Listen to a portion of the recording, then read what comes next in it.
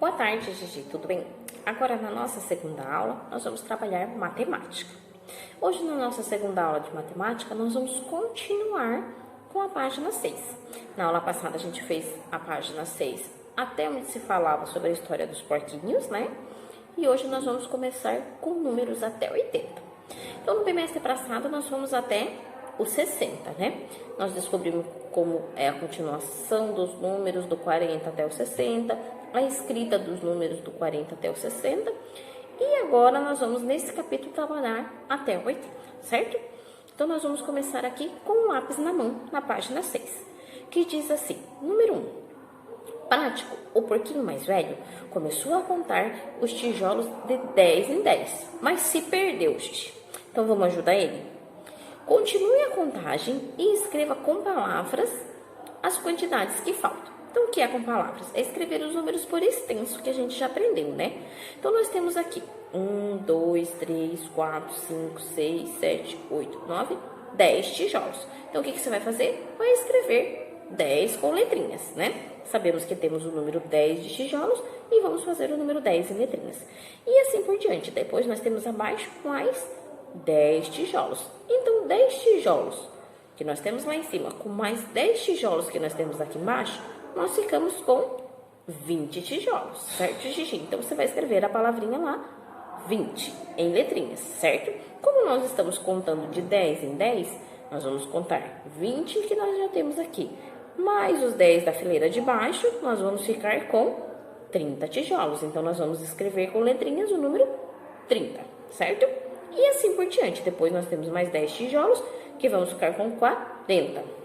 Depois mais 10 tijolos, que vamos ficar com 50. E mais 10 tijolinhos, que vamos ficar com 60. Então, você vai escrever com letrinhas para mim o número 60, certo?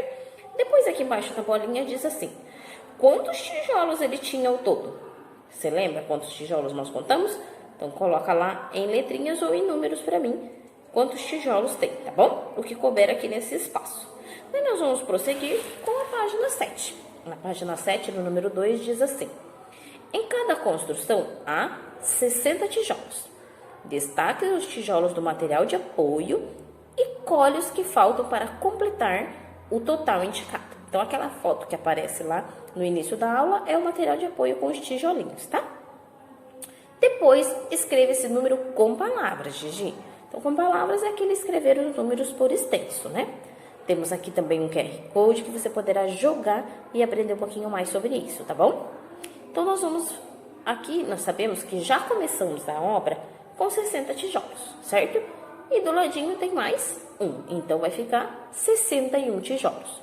Você vai escrever com letrinhas 61, certo?